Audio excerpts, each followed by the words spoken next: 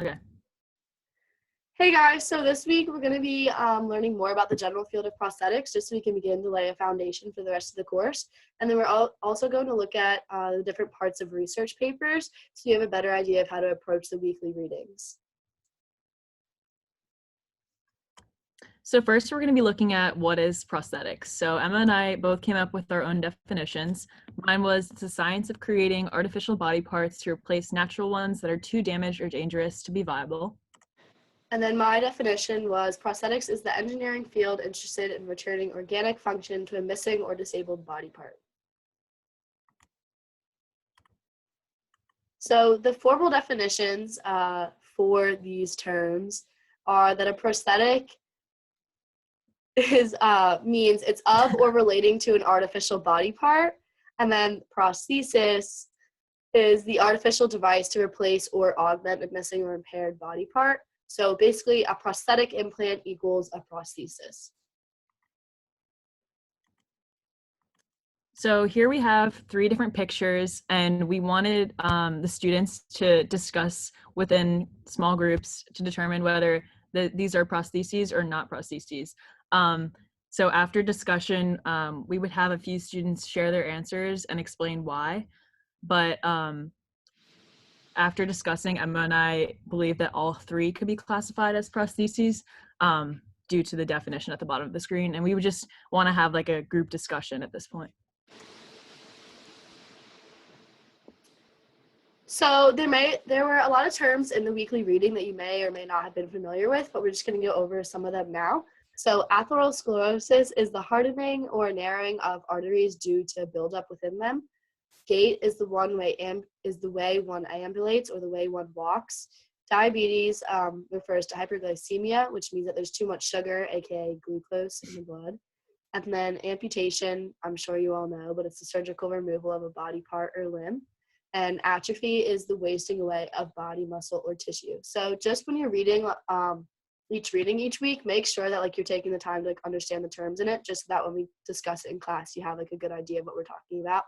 And then the last term we wanted to talk about was osteomyelitis, which is inflammation of the bone, which is usually caused by myelitis, which we'll talk more about later in the course.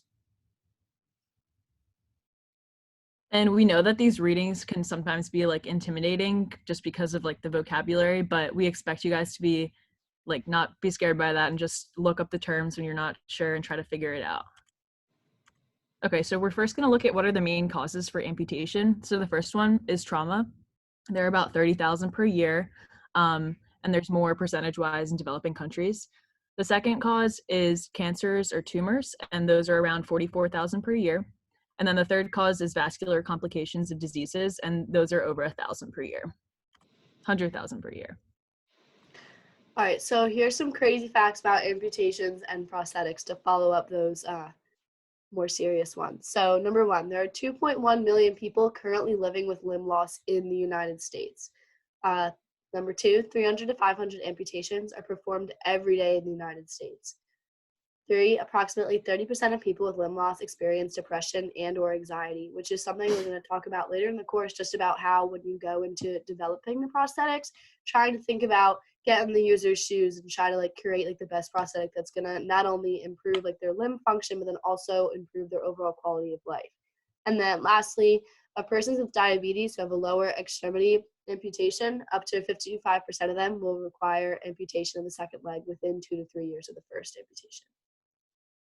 Yeah, and these facts are just to show that like prosthetics are more prevalent than you may think, and that's why like taking this class is so important, and that's why I hope that many BMEs will be interested in prosthetics later in their careers. So now we're going to talk about some research papers. There's 2 different types of literature sources that we're going to look at. There's primary and there's secondary.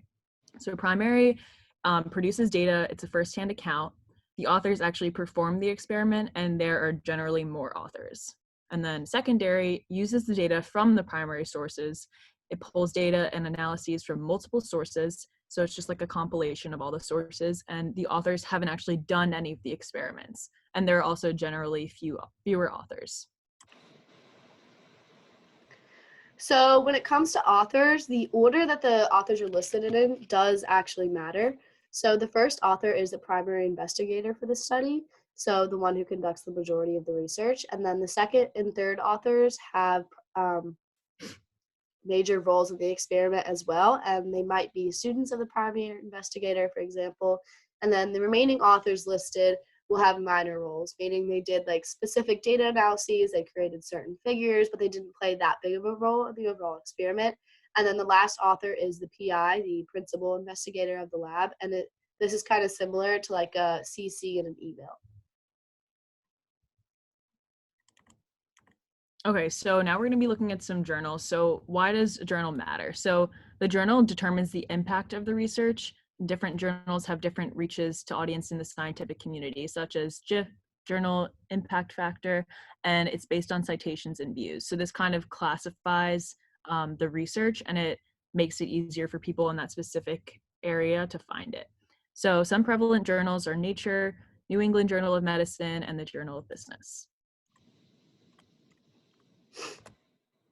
So when reading a research paper, it's also important to consider author affiliations and why they're important. So the affiliations may be the institution authors are from. For example, a researcher at the University of Virginia would be affiliated with the university, and it determines a researcher's access to population, technology, funding, and other factors like that. And then it's also important to consider the country the research took place in, because there's different standards for research ethics in different companies. So an experiment conducted in one country may not be necessarily be able to be replicated in another country.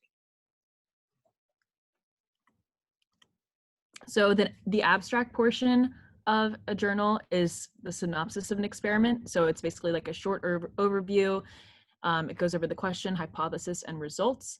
There's no or minimal data analyses or technical jargon. And this is useful because when you are looking into reading an article, you don't want to read the whole thing. So you want to read the abstract first to see if it's relevant to your research. And then you can continue on, or you can move on to another article.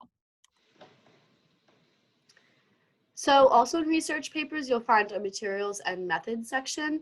And this section will outline the steps in detail taken by those involved into the experiment to ultimately get to the results that they obtained during the experiment. And then it also goes into detail concerning the materials used, the measurements made, procedures utilized, and as well as data analysis conducted at the end of the experiment.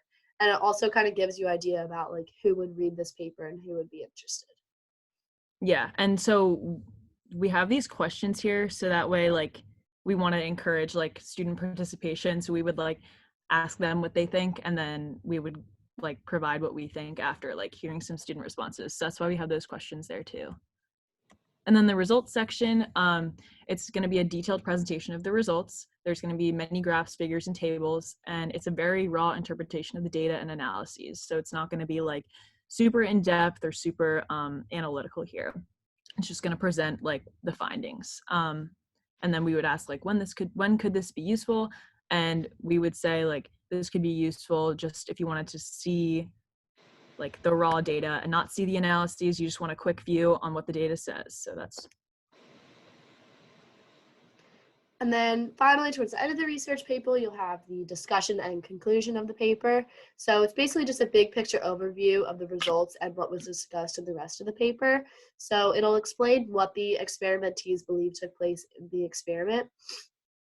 And it'll also tie the results back to the original research question and hypothesis to kind of tie the whole paper together. It'll explain possible drawbacks of the experiment and acknowledge what maybe where the research is kind of faulty or where possible error could have been introduced. And then it also talks about future studies needed beyond the experiment in question to more fully address the research question, and then also to talk about future research that could be conducted to address errors in the experiment or something like that. And here we're going to be looking at a sample paper and just seeing all of these different areas that we discussed, like the abstract, methodology. Here's some figures, introduction, results, some more figures. And as we down, we'll see the discussion here, materials and methods.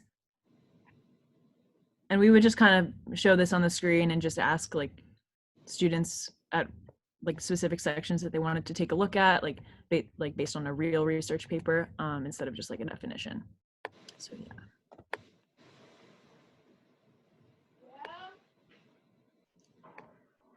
All And right, then and then, sorry. you're good.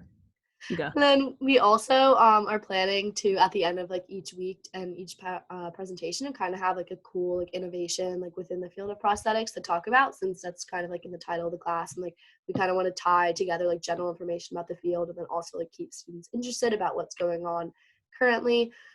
So this is a video of a mind-controlled prosthetic limb, which addresses the progress that's been made in the field, since kind of like the basic definitions that we talked about earlier in the class were established. So yeah, we were just each week kind of have a different video, and like students watch it and then discuss the clip afterwards to get their opinions and see what they think about it, and kind of also to gauge like the class's interest about whether we should present similar innovations in future weeks or look into different ones or different ideas to increase student engagement. And another thing that we were looking at to also increase student engagement is to have students like sign up to submit a video for like a certain lecture. So let's say we were talking about like upper arm extremities. We would have like a few students submit like cool articles they found or cool videos, just so we can get more participation and like spark more interest in specific topics, and then have students like share what they found and just like inspire more excitement about the different cool findings. So we're gonna watch the video, or parts of it maybe. Driving down the road, I had my arm laid over Skip on the to window like of my automobile. Hold it, hold it, hold it, hold it. Relax. Johnny Matheny has become something of a guinea pig for experimental prosthetics. Hand open. What he's testing here being the Johns Hopkins Applied Physics Laboratory, is a glimpse into the future of how humans and machines interact. It's a mind-controlled nerves from his missing arm. All right, so we'll start with new movement. I'm just gonna mute this. So I remember like when I was watching this in class, like this made me really, really excited to learn more about prosthetics, because this was shown during our week 2. And I just like remember being like so excited about it and wanting to learn more about how this could actually be, because it was kind of mind-blowing to me at the time, because I didn't really have much of a background with prosthetics. But I don't know, I think this is going to be something that we want to have more of in our class, and just like try to get students more excited about it, because I think that's what made me enjoy this class so much.